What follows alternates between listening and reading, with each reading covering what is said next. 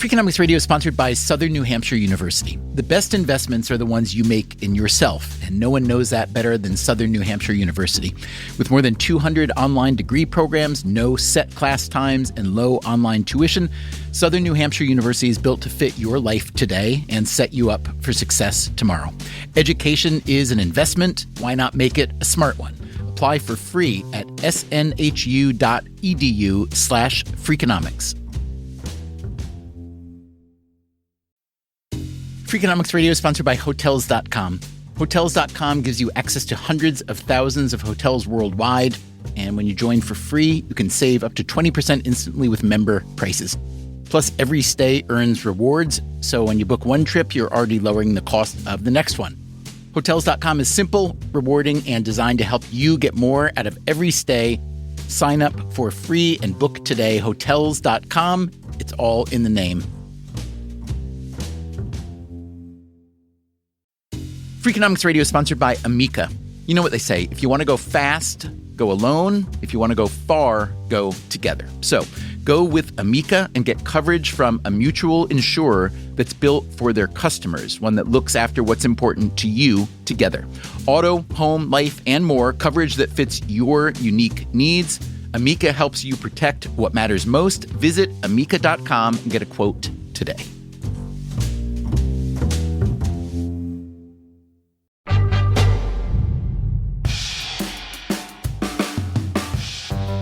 Hey there, it's Stephen Dubner. We have popped into your Freakonomics Radio feed today with a bonus episode. You may have heard the recent two-part series we made on academic fraud. Well, it reminded me of an episode we made several years ago that I thought you might like to hear now. It is called 5 Psychology Terms You Are Probably Misusing. The version you're about to hear has been updated as necessary. A few of the people we interviewed have since died, including Scott Lilienfeld, the Emory University psychology professor whose work inspired this episode. He died in 2020 at age 59 from pancreatic cancer. His New York Times obituary noted that he spent much of his career trying to, quote, expose the many faces of pseudoscience in psychology. The difference between what we think we know and what we actually know, that's coming up on today's bonus episode, 5 Psychology Terms You Are Probably Misusing. What prompted us to write this article was that many of us I felt that there was a lot of confusion about psychiatric, psychological terminology, both in the popular media, pop psychology, and also even in academic circles. Scott Lilienfeld was a professor of psychology at Emory for more than 25 years. I'm a clinical psychologist by training, and I also have a real interest in the application of scientific thinking to psychology and also how thinking sometimes goes wrong and can lead even the best and the brightest to embrace ideas that are sometimes questionable, maybe even pseudoscientific. You are an author on a paper called 50 Psychological and Psychiatric Terms to Avoid, a list of inaccurate, misleading, misused, ambiguous, and logically confused words and phrases. But you're also the author of an earlier book called 50 Great Myths of Popular Psychology. So this book is incredibly fun. I love it. It's hugely enjoyable on the one hand, but also hugely sobering on the other, because it's kind of like looking at a table of contents of the New York Times over the past 20 years. And I mean that not in a complimentary way to the New York Times, because basically you're saying that all these things, all these ideas that people love to embrace and talk about and pass on are somewhere between bogus and trumped up. For instance, here are your chapter titles. Playing Mozart's music to infants boosts their intelligence, which you argue it does not. Some people are left-brained, others are right-brained, which you argue, and we've argued on this show, they are not. Intelligence tests are biased against certain groups of people, which you argue they are not. So my question is a very rude one, I have to say, and I ask your forgiveness in advance, but it seems as though if most of the pop or modern psychology that most of us know are essentially mythical or anecdotal, stories that you're saying are mostly not true, and that so many of the terms are abused or misused or exaggerated, What are you people good for? Yeah, exactly. That's not a bad question, actually. Yeah, psychology is a bit of a double-edged sword because it is so intuitively interesting to all of us. And the positive side is that we're all psychologists in everyday life. We all know, or at least think we know something about love and memory and friendships and dreams and things like that. The downside, though, I think that you're getting at is that because something seems familiar, it may sometimes seem understandable. There's a very hungry, very receptive audience for books on positive psychology, emotions, love, relationships, infidelity, ... That's all good, but the danger, I think, is that we can very easily push our wonder buttons and push our interest buttons using pseudoscience rather than science. We here at Freakonomics Radio are totally in favor of people pushing their wonder buttons, but we're also in favor of real science. So today on the show, what are some of these misleading, misused, and abused ideas from psychology? One that comes to mind is bystander apathy. And the biggest error is to assume that these personality traits are unitary, they only have one cause, and that they're inherited. And one of the most important discoveries in neuroscience of the last few years has been that all that hardwired stuff is completely wrong. And a lot of people will say, this job has a really steep learning curve. In fact, they're getting it backward.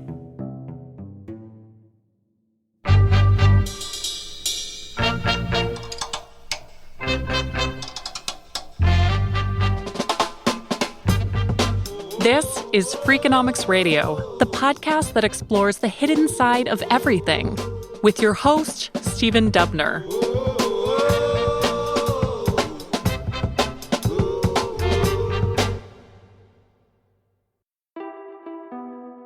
Scott Lilienfeld of Emory, along with fellow academics Catherine Sovine, Stephen J. Lynn, Robin Cawton, Robert Latzman, and Irvin Waldman, published a paper in Frontiers in Psychology listing 50 terms in their field that are inaccurate, misleading, and so on.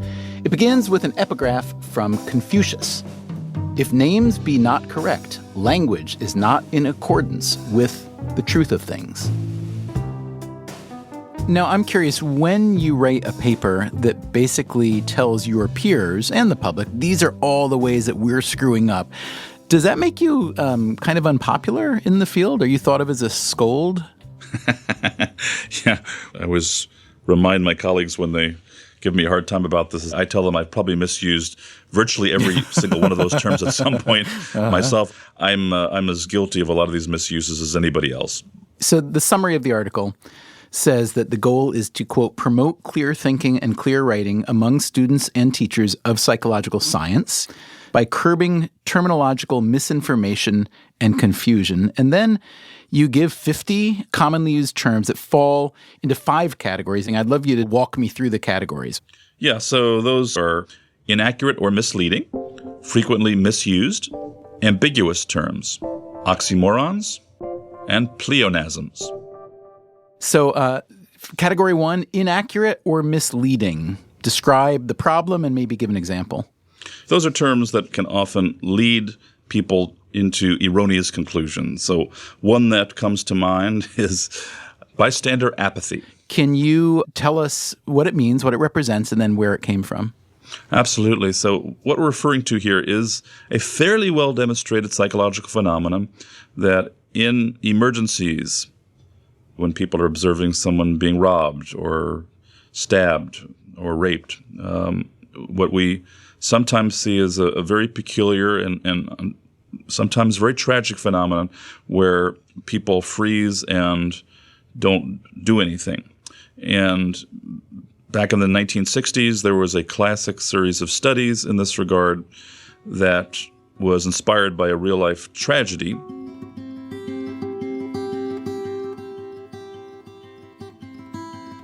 Early in the morning of March 13, 1964, a 28-year-old woman named Catherine Kitty Genovese was brutally attacked in Kew Gardens, Queens, which is a relatively quiet community in New York City. That's James Solomon, the director and producer of a documentary film about that real-life tragedy.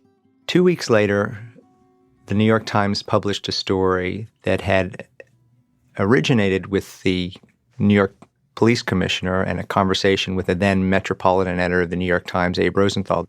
The police commissioner mentioned many witnesses had watched and heard what had taken place and reportedly had not called the police. Solomon's film is called The Witness. It follows Bill Genovese, Kitty's brother, as he tries to make sense of the killing many years after the fact. How could so many people have failed to intervene? The New York Times reported on its front page that 38 law-abiding citizens had watched for more than a half hour as this woman, 28-year-old woman, was attacked and murdered. Apathy. Apathy was the tagline that Rosenthal gave to the story. That's Bib Latané, a social psychologist and senior fellow at the Center for Human Science. For years after the murder and the headline, 38 watch and no one calls the police, this has been the subject of different movies, lots of television episodes, and countless magazine articles, books, and most of all, I think, in terms of its impact on the country, sermons. It spoke to the time. President Kennedy had been assassinated. The country was asking, who are we? We're also not many years from the Holocaust, and it was a story that spoke to the thoughts that many had, that there had been many silent, complicit witnesses to what had taken place in Europe in the 40s. People thought big cities were part of the problem, or that television was part of the problem, or that, all kinds of things were part of the problem that was leading us to lose our moral bearings and become almost bestial.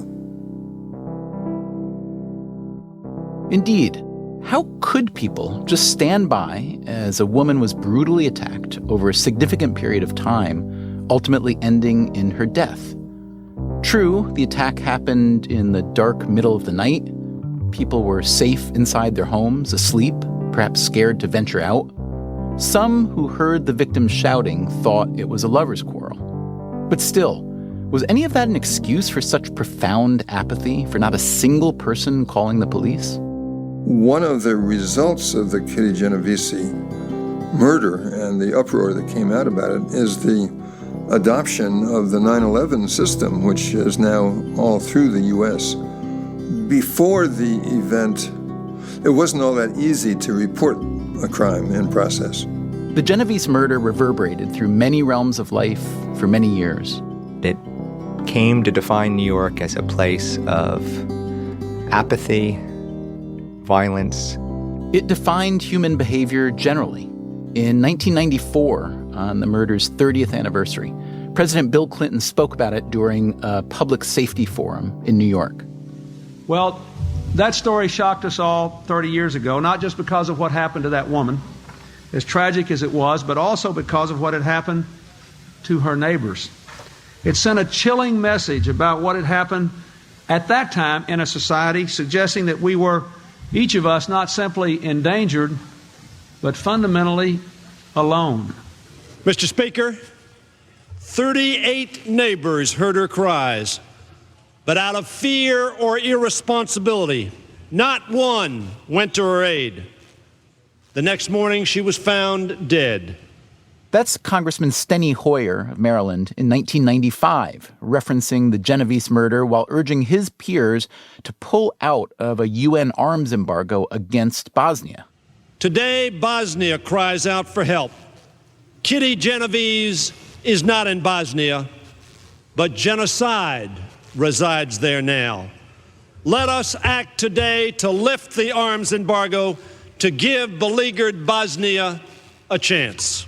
Former Deputy Secretary of Defense Paul Wolfowitz pointed to Kitty Genovese's murder as having an enormous influence on his thinking about international policy. It stuck with me as just a terrible example of disengagement. And then when I started dealing with decisions about putting American soldiers into harm's way. The simple clarity of it to me said, you don't want to be one of the 38. And as a country, we don't want to be one of the 38.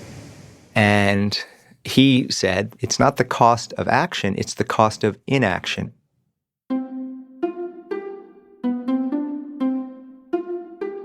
International affairs, public safety, the image of New York City. And there's one more realm where the Kitty Genovese murder lived on. That's coming up after the break. I'm Stephen Dubner, and you are listening to Freakonomics Radio.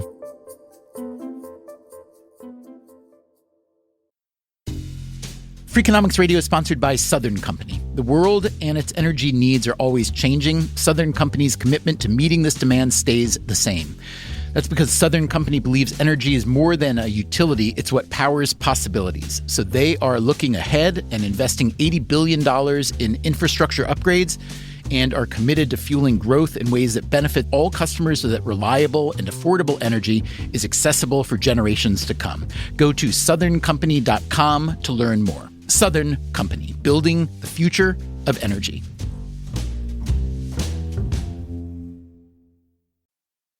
Freakonomics Radio is sponsored by Range Rover Sport, a vehicle that blends power, poise, and performance. With a distinctly British design, the Range Rover Sport is built to take on roads anywhere. Free from unnecessary details, its raw power and agility shine. Combining a dynamic sporting personality with elegance and agility, it delivers an instinctive drive. Its assertive stance hints at an equally refined driving performance. Defining true modern luxury, the Range Rover Sport features the latest innovations in comfort and convenience. The cabin air purification system, alongside the active noise cancellation, creates a new level of quality, comfort, and control. Terrain Response 2 offers 7 terrain modes to choose from, fine-tuning the vehicle for any challenging roads ahead. A force inside and out, the Range Rover Sport is available with a choice of powerful engines, including a plug-in hybrid with an estimated range of 53 miles. Build your Range Rover Sport at rangerover.com/US/sport. Freakonomics Radio is sponsored by TalkAboutPD.com. Let's talk about Peyronie's disease, or PD. It's not widely talked about, and some men may feel reluctant to bring it up, but it's more common than you would think. PD can happen when scar tissue builds up under the skin of the penis, causing a curve with a bump during an erection that for some men may lead to pain during intimacy and impact mental health. A trusted urology specialist can help diagnose PD and walk you through your options, including non-surgical treatment. Visit talkaboutpd.com.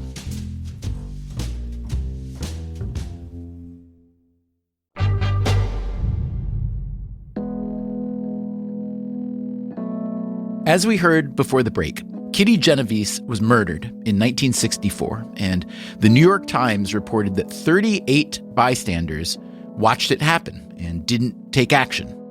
Nowhere was it more impactful than in the field of psychology, behavioral psychology, as a question as to how do we remain silent. Bibb Latané was one psychologist who began asking that question. A few years after the murder, he embarked on a series of studies with fellow psychologist John Darley.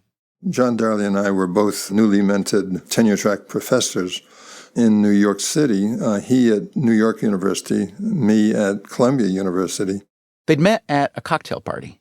We discovered that we both, in some degree, resented the fact that every time we met somebody from outside the university, they would say, "Oh, you're a social psychologist.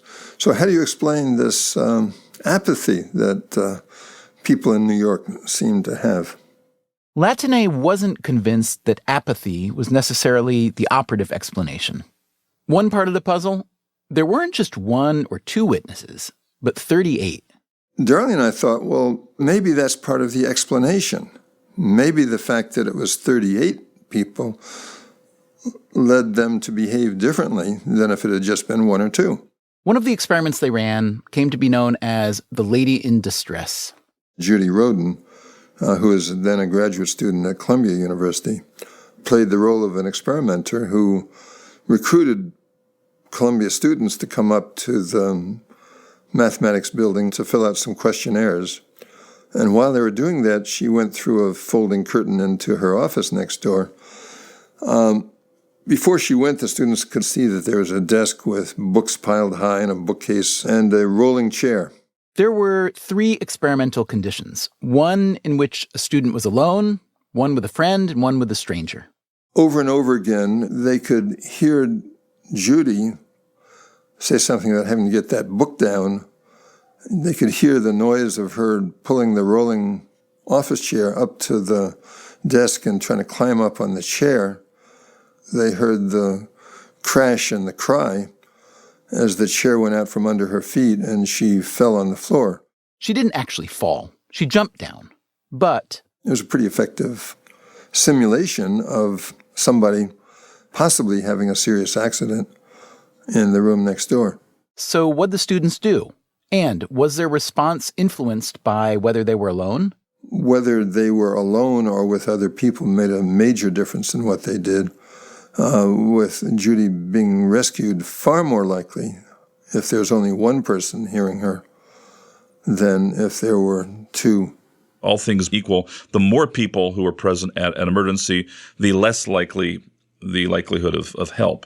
That, again, is Scott Lilienfeld. The beauty of this was they took pains to try to replicate the findings fairly well, and they observed quite similar effects across different experimental paradigms. So, for example, in another case, there were people were in a room, a small little room, filling out questionnaires, and then what appeared to be smoke began filling up the room. Somebody in there alone would typically be working away. They'd smell something first, look up, see that there's smoke coming out of this vent, and then most often they would find the secretary in the office outside and say, hey, something strange is in there. I don't know if it's a problem, but there's smoke.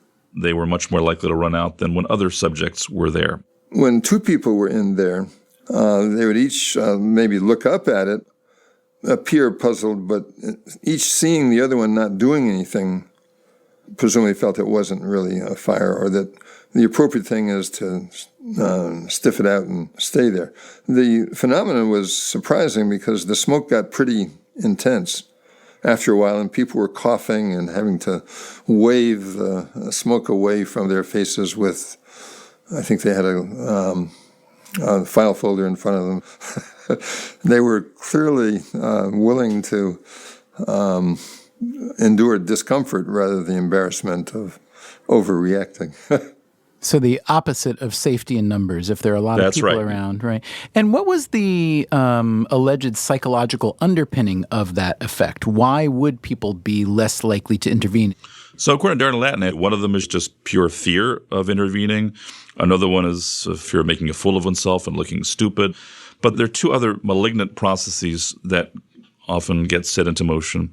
The first is what they call pluralistic ignorance. When you have an emergency in a public situation where people can see and be seen by others, you have a particular situation where everybody is trying not to flip out, trying not to panic or run screaming. That's particularly likely when the situation is ambiguous, when it's not entirely clear that something is an emergency. We see a couple shouting or arguing or something. We don't know, is this really an emergency, or is this just 2 people having a spat? And what we do is we look around, we see that no one else is intervening, and as a result, we figure, oh, I guess this is not an emergency. And so that can lead to people failing to intervene.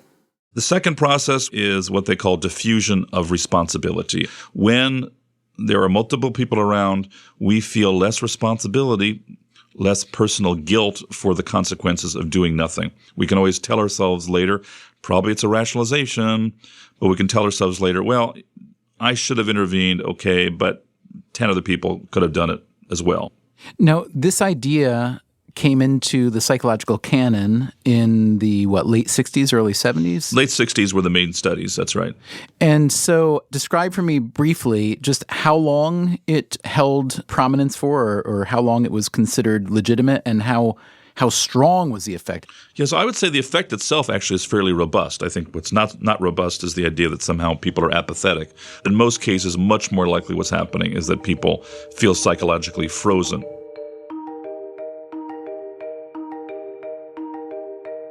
So there's a supposed psychological phenomenon, bystander apathy, that turns out to be misinterpreted or exaggerated. What about the story that inspired it, the murder of Kitty Genovese? The irony of this, as a number of people have since noted, is that as it was originally described, much of what the New York Times reported was not accurate. There is a saying that many journalists have that some stories are too good to check. And this was one of those kinds of stories where its power almost defied the facts. That, again, is James Solomon, director of The Witness. It took, in many respects, Bill Genovese, Kitty's brother, over the course of 10 years of his life to unravel the story of his sister's murder, for us to begin to understand just how flawed the story was. Let's go back to the original Times report. It read, quote, "For more than half an hour, 38 respectable, law-abiding citizens in Queens watched a killer stalk and stab a woman in 3 separate attacks in Kew Gardens." In 2004, on the 40th anniversary of the Kitty Genovese murder, the New York Times revisited its own story. A local resident, Joseph DeMay Jr., had begun investigating and found several problems with the original reporting.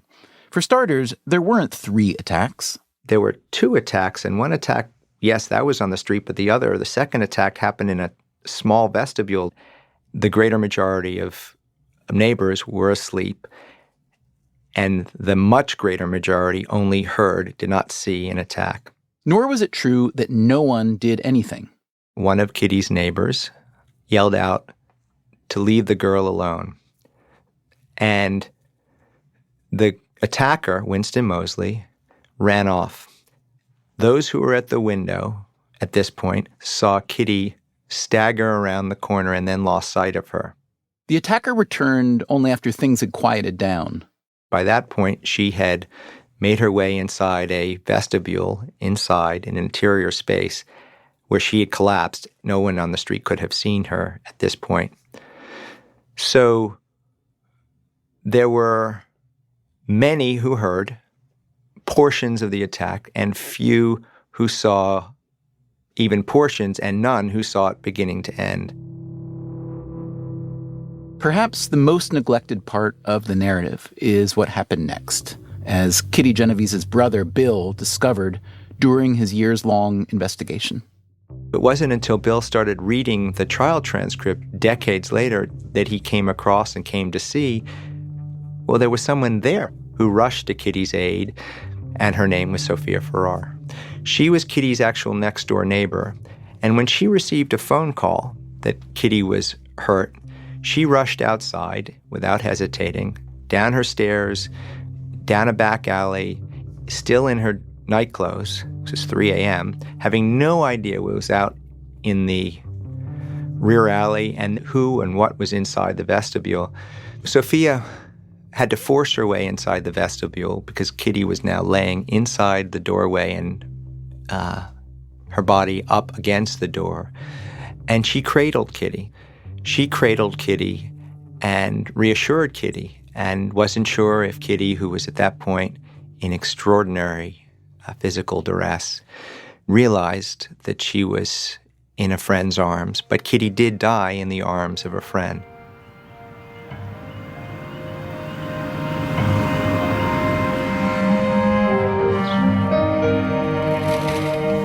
She was my friend, and I knew she was hurt, and she needed help.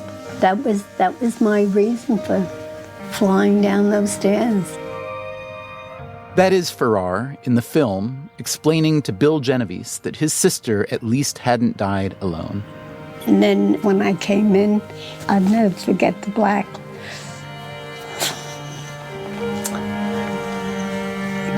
It kills me when I think about it. Black leather gloves and all cuts all through the gloves on her both hands. I only hope that she knew it was me, that she wasn't alone.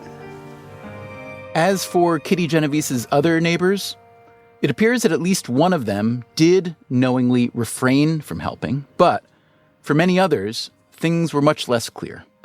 Some who heard the commotion claimed to have thought it was a drunken brawl or a lover's quarrel. Still others insisted they did call the police after the first attack. The police log, meanwhile, recorded only one call well after the murderer had left the scene. A cynic might wonder if the police were telling the whole truth. What if witnesses had called and the police failed to respond? Remember, this story got its start when the New York police commissioner told the Times editor Abe Rosenthal about the 38 witnesses who did nothing. This was after the killer had already been caught and had confessed. He also confessed to a second murder, but the police had already gotten a confession from someone else for that one. That's what Rosenthal was asking about when the police commissioner started talking about the 38 witnesses. Did the police have incentive to play up bystander apathy in the Genovese murder?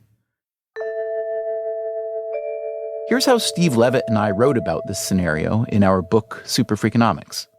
A story about two men arrested for the same murder clearly had the potential to embarrass the police. Furthermore, given the prolonged and brutal nature of the Genovese murder, the police may have been touchy about who caught the blame. Why hadn't they been able to stop it? With this kind of a story, especially after so much time, there will always be elusive details. Suffice it to say that the tragic murder of Kitty Genovese had been repackaged to represent something that it probably didn't. The big T truth is that this probably wasn't apathy. The psychologist Bib Latané again. The whole interpretation of the story was probably wrong. It's probably a social inhibition effect. I don't think most psychologists would use the word of apathy. A number of them, and I think it's either misleading or not very descriptive, we'll call it the bystander effect. But that doesn't tell you whether the bystander effect is to increase or decrease reporting. That's why I like social inhibition or bystander inhibition, because that tells you what the effect is. There's probably a kernel of truth, but it's probably a gross oversimplification. And the psychologist Scott Lilienfeld. So much of what was reported was inaccurate. To me, the irony is that the psychological idea of bystander apathy was created essentially by one newspaper article that, from my perspective, was just a model of poor journalism that was driven by what we think of as the, if it bleeds, it leads school of thought. But really, even deeper than that, it goes to another psychological concept, which is this seeming attraction to or thirst for the worst version of ourselves. Was this story, in your, I guess, professional opinion, just too bad to not be true? Was that part of what helped establish the myth? Yeah, I don't know. Maybe at some level we may be drawn to those stories, perhaps, because they may seem to vindicate our own failures to intervene in some cases. We've all had times where maybe we should have done something and we didn't, and maybe those stories in some way give us a certain amount of reassurance. It's not just me, but it may just also be the fact that we are kind of drawn to the prurient. We kind of like things that are sensational. And give me a sense of the downside of how robustly the bystander apathy, the notion was embraced. Did it, I don't mean to say it set back the field of psychology, but maybe it did. I don't know. Yeah, I don't know if it did. If it set back anyone, it was probably a generation of psychology students who may have misunderstood this. What students do need to understand is that most people are, in fact, quite empathic. Yes, there are exceptions, but most of us do have a deep-seated capacity for emotional empathy. And when most of us see emergencies, yes, we want to help. Deep inside of us is the hero. Also deep inside of us is the chicken. And maybe in some ways recognizing the fact that part of us is kind of chicken is the first step to helping us overcome it. There's a danger, I think, in assuming that anyone who does not intervene in an emergency is a monster or inherently a bad person. But in fact, we're all capable of that. We are such imperfect animals, aren't we? We sure are. Well, my colleague at Emory, Franz de Waal, likes to call us the bipolar ape. We're capable of great evil, and in some cases, but we're also capable of great goodness. That's part of what makes us such a fascinating, such a complex, and sometimes such an infuriating species.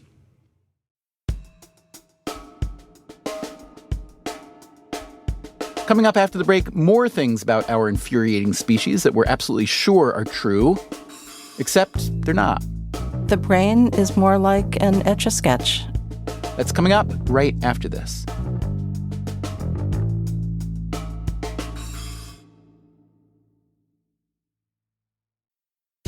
Freakonomics Radio is sponsored by Figure. Did you know that 40% of homeowners own their home outright? If that's you, don't let your equity sit idle. Tap it with a home equity line of credit. Figure, the #1 non-bank HELOC lender in the U.S., helps tap equity you've built in your home so you can do things like tackle a renovation or pay down debt. HELOC is a line of credit secured by your home. You can draw what you need, repay, and draw again. Figure offers a 100% online application. Get approved in 5 minutes and funding in as few as 5 days. It's faster than a bank loan and cheaper than a personal loan. Check your rate today without impacting your credit at figure.com/Freakonomics. This post is sponsored by Figure, NMLS ID 1717824. Figure is an equal housing lender. For more information about their licensing, visit nmlsconsumeraccess.org. Figure's HELOC is subject to credit approval and terms apply. Freakonomics Radio is sponsored by Zip System. Zip System building enclosures are designed as one integrated roof and wall system that makes it faster and easier to create a tight, dry building enclosure. Instead of a mix and match approach, all components work together as one system, eliminating the need for house wrap and felt. Because they keep your build protected against weather starting from day one, that means fewer steps and less opportunities for delays. Explore their family of products and learn more at zipsystem.com. Freakonomics Radio is sponsored by LinkedIn Ads. Ever invested in something that didn't live up to the hype? Marketers know that feeling. They optimize for the numbers that look great, like impressions, but then they don't see revenue. LinkedIn has a word for that: bull spend. Instead, you can get the highest ROAS of major ad networks with LinkedIn. Cut the bull spend, advertise on LinkedIn. Spend $250 and get a $250 credit. Go to linkedin.com/Freakonomics. Terms apply.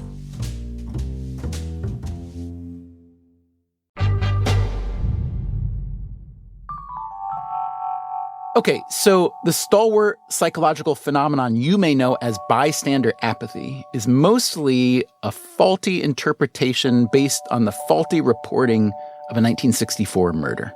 What other things do we know to be so that in fact are not? How about the notion of being hardwired for a certain behavior? New research on the mind has uncovered the possibility that believing in God may be hardwired in our brains. And the problem for parents is kids don't just like sugar. They're biologically hardwired for it. I think in the overwhelming majority of cases in which it's used, hardwired is really misleading and I think sometimes potentially pernicious. Scott Lilienfeld from Emory. Because it can lead people into assuming that certain behaviors cannot be changed. The predisposition toward infidelity is hardwired in the brain. It must mean as a male, I can't resist my inclination toward infidelity. Hogwash, of course you can. we know these things can be resisted, although not always easy. If you say it's hardwired, implicitly, or actually not that implicitly, quite explicitly, the message is you can't change that. Sharon Begley wrote about neuroscience for decades. She died in 2021. Just as, if you wanted to go into your computer's hard drive with, a teeny little screwdriver and, start messing around with those integrated circuits to change something, that will not work out very well. But the hardwired idea didn't originate with computing. The history of neuroscience has shown us that, even going back centuries, whatever was the prevailing, cool, mechanical, machine, device, whatever, that was the metaphor that people appealed to. So the brain was compared to a counting machine, to a clock. And then computers burst on the scene. And so people said, well, then the brain is like a computer. But one of the most important discoveries in neuroscience of the last few years has been, in fact, that all that hardwired stuff is completely wrong in very, very fundamental ways. There are very few, if any, psychological attributes that are strictly genetically determined, strictly hardwired into the brain. This sort of realization has also led to treatments for major depressive disorder because there, too, there's a clear neurocircuitry underlying it. OCD, which reflects overactivity in a particular circuit, and through the form of therapy called cognitive behavior therapy, the overactivity in that circuit can be quieted just as much as if people take the medications that are prescribed for OCD. The brain can even be trained to control different body parts after a stroke. So when someone has a stroke, and the region that controlled, we'll just pick the example of the right hand, is wiped out, obviously you have trouble moving your right hand. But it turns out that there are interventions, rehab techniques, that can teach the brain to turn its right side into the part that controls the right hand. So again, what had been controlled in the left side of the brain, it can move over to the right side and assume a totally new function. This is not to say the brain's flexibility is unlimited. If you were to ask me, can somebody, think themselves out of schizophrenia or think themselves out of addiction, I would say in those two examples, we do not have evidence that that is possible. But Begley says it may be time to trade in the hardwired metaphor for a less misleading one. The brain is more like an Etch-a-Sketch. You can, seem to incise lines on it, and they look for all the world like they're real. But with a little bit of shaking up, you can make significant changes. Next phrase, if you would, love this one, statistically reliable. The danger of statistically reliable is it can mislead people into thinking that if a result is statistically significant, if it falls below a particular threshold for statistical significance, psychologists often use 0.05, that is 1 in 20, as a kind of rough guideline. A lot of people think, therefore it is likely to replicate in other samples. Typically, when psychologists refer to reliability, they mean consistency over time. That is a misuse of the term because, in fact, most significant results probably don't replicate. So we shouldn't confuse a result that is statistically significant with one that is likely to be reliable, consistent over time, or replicable. They're two very different things. Excellent. Okay, the next phrase, personality type. Personality type. You see that a lot in psychology, especially in pop psychology. Typologies of personality have been around with us since the days of Hippocrates and others. So we like to sort people into different types, that is, mutually exclusive, discrete categories, introverts versus extroverts, neurotics versus non-neurotics, intuitive people versus non-intuitive people, and so on. But in fact, we know from the personality literature that most and probably all personality traits are continuously distributed, much like height or weight. They really are dimensions. We want to make a distinction between a personality type and a personality dimension. That is Jerome Kagan. He was a professor of psychology at Harvard and a pioneer of developmental and personality psychology. He died in 2021.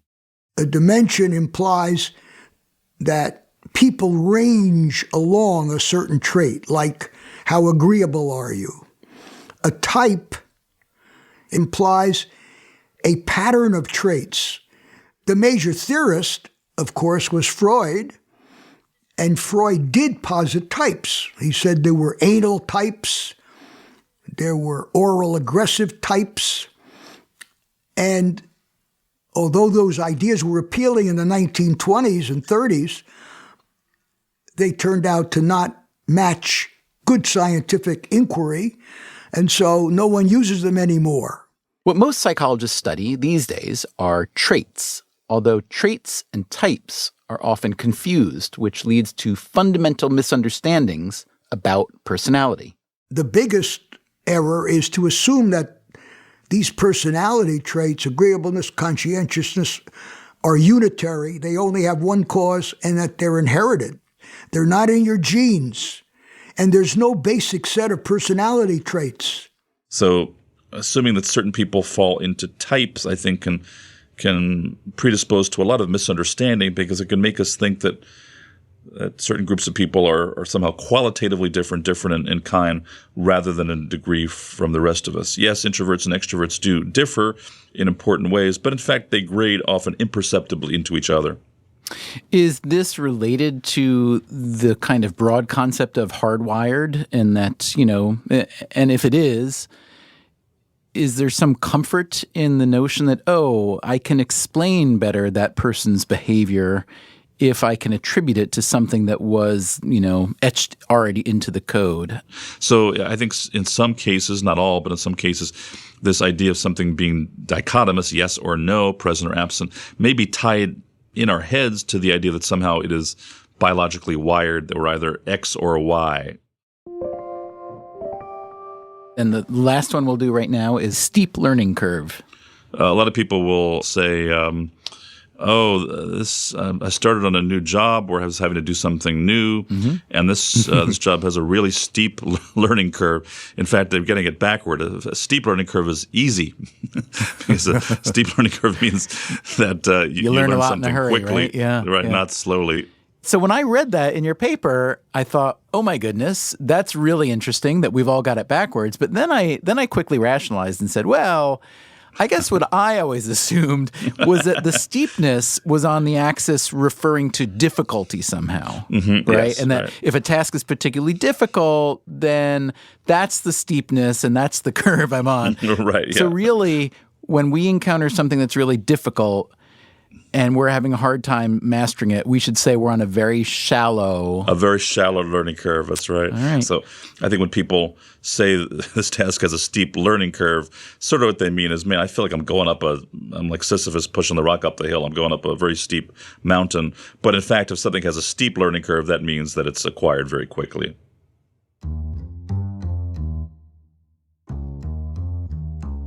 Let's take a step back now and talk about the phenomena that you've been describing generally of misuse of language and so on.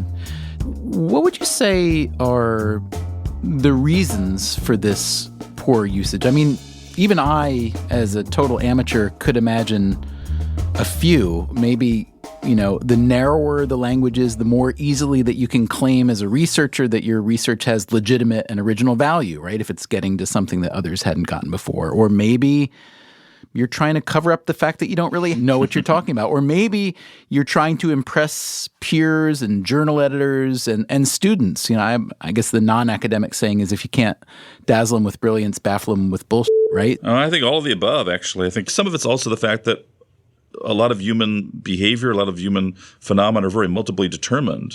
Even just the way people use terms like OCD or depression or things like that. Depression, I think there's probably some core thing there, but we're talking about a very heterogeneous entity. There are probably a lot of different depressions rather than one pure form of depression out there that's the same across everyone. So I think it can often mislead us into thinking we're talking about one thing when in fact we're talking about multiple things. And give me an example, a real world example where there are real serious ramifications. Some people might think that this quick and simple cure for school shootings is mental illness reform. I think that may have to be part of the picture, but it's unlikely to be all of it. And another reason that's the case is many perpetrators of violence are not mentally ill. So I think the link between mental illness and violence falls in between two extremes. So what we do know is that the substantial majority of the mentally ill, and by the mentally ill I mean people like schizophrenia, bipolar disorder, psychotic depression, and the like, the overwhelming majority of people with these disorders are not and never will be violent. The rates are probably well under 5%. And we also know that people with severe mental illness are much more likely to be the victims rather than the perpetrators of violence. At the same time, I think we also have to avoid the error of saying there's no increased risk at all among the mentally ill. it's probably a modest increased risk among people with schizophrenia, and in particular when severe mental illness is paired with substance use. So we have to realize the picture is a lot more complicated than it's often portrayed. And let me ask you a ridiculous and impossible question. If, let's say, all of psychological and psychiatric knowledge were a pie, like a blueberry pie, how much of the pie is known now? Yeah, that's a tough one. If I had to come up with a number, I guess about 10%. And I think it will vary depending a lot on the area. But I think we tend to overestimate the level and certainty of our knowledge. I suspect when we look back in 100 years or maybe even 50 years, we'll be astonished at how silly many of the ideas we currently hold near and dear to our hearts are actually wrong. Well, I guess in that regard, psychology and psychiatry are very similar to the rest of medicine. But, one could argue the same for economics and a lot of the other, certainly the social sciences. It's really hard to prove a lot of causality in your field, is it not? It is, and I'm inclined to agree with E.O. Wilson that the real hard sciences are the social sciences, sociology, psychology, and others. A lot of people think the opposite of hard is right, easy, but right. But I think not to minimize the difficulties of problems in chemistry and physics. It's tough too. But we live in so much more of a probabilistic world when we're dealing with people. There's so many other variables coming into play, so many moving parts, and sometimes we're criticized, perhaps justifiably, for how crappy we are at predicting behavior, like predicting violence. But sometimes it amazes me we do even as well as we do, that we can do even better than chance, for example, at predicting violence or predicting work performance or predicting happiness or longevity, given all the moving parts.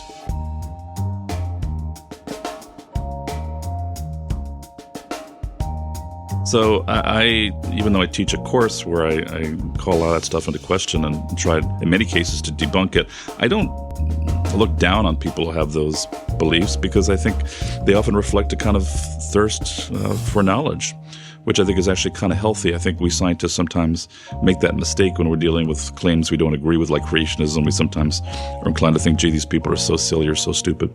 But in fact, many of us, myself included, held ideas that we now look back on as not so good. And I think the bottom line here, not to get too preachy here, but scientific methods, although they're not perfect and they can make their mistakes too because they're practiced by we humans who are all imperfect, but scientific methods are ultimately our best hope for kind of sorting through and sorting out which of these lay beliefs, intuitive beliefs, has some truth and which doesn't.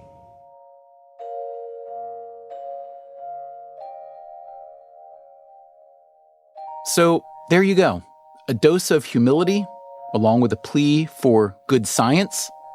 Thanks to Scott Lilienfeld for having the humility and the courage to challenge the veracity of his own field and to do so with such grace and nuance.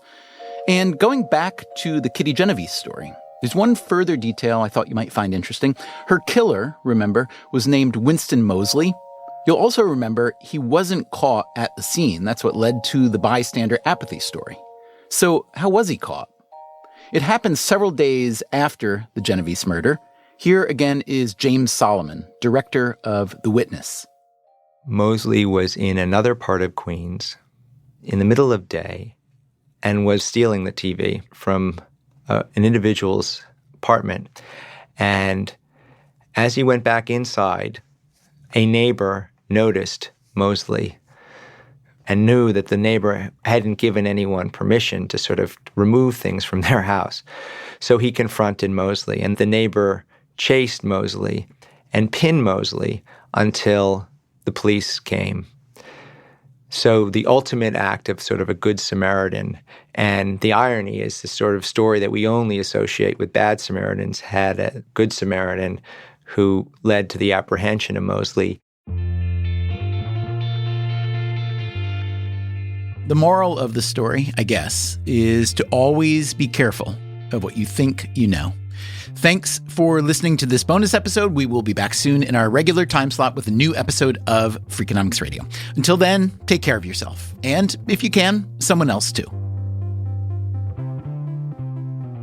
Freakonomics Radio is produced by Stitcher and Renbud Radio. You can find our entire archive on any podcast app or at Freakonomics.com, where we also publish transcripts and show notes. This episode was produced by Stephanie Tam. Special thanks to James Solomon for letting us use clips from his documentary, The Witness. Thanks also to Andy Lancet, the Director of Archives at New York Public Radio. Our staff includes Alina Kuhlman, Eleanor Osborne, Elsa Hernandez, Gabriel Roth, Greg Rippin, Jasmine Klinger, Jeremy Johnston, Julie Canfort, Lyric Bowditch, Morgan Levy, Neil Carruth, Rebecca Lee Douglas, Ryan Kelly, Sarah Lilly, and Zach Lipinski. Our theme song is Mr. Fortune by The Hitchhikers. All the other music is composed by Luis Guerra. As always, thank you for listening. You know, when I first saw pleonasm, I didn't think that was a real word. I thought it was somehow a play on neoplasm. Oh, I can see that. So I was happy to look it up and find out that it actually has roots that are far older than neoplasm. I think you're probably right, yeah. The Freakonomics Radio Network, the hidden side of everything. Stitcher.